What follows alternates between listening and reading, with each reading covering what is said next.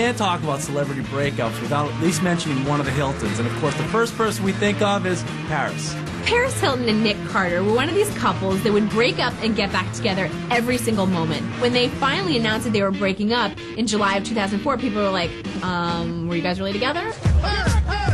Paris first met Nick in 2003, set up by their bodyguards. Thus began one of the blondest and most volatile romances in recent celeb history. Throughout the relationship, there was a lot of jealousy. Paris is a big flirt, and, she would talk to people, and Nick would get very jealous. They would go from being all over each other, totally in love, to screaming at each other, throwing things at each other. It's been like a crazy year. Through both good and bad, Paris and Nick never stopped saying I love you in the most nauseating way possible. Paris's love notes to Nick surfaced in page 6, the gossip column, and they were so super gushy.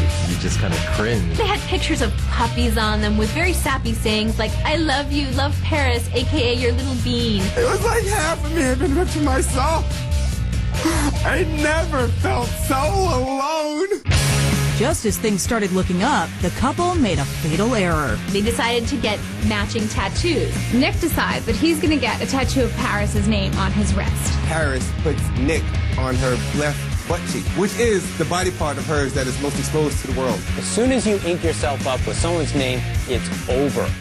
Sure enough, 3 weeks after tattooing themselves, Paris and Nick broke up. Nick has said, hey, I didn't trust her. But Paris said, you know what? I'm young. I want to go out. I want to have fun. I don't want to be tied down to one guy. She's all over the spectrum when it comes to guys. So I think Nick, who tends to try and be a one-girl kind of guy, was a little bit confused by the behavior, and there was not a lot of trust in the relationship. Nick has since covered his Paris tattoo with a skull and crossbones. Death of the relationship. Relationships go bad and things happen.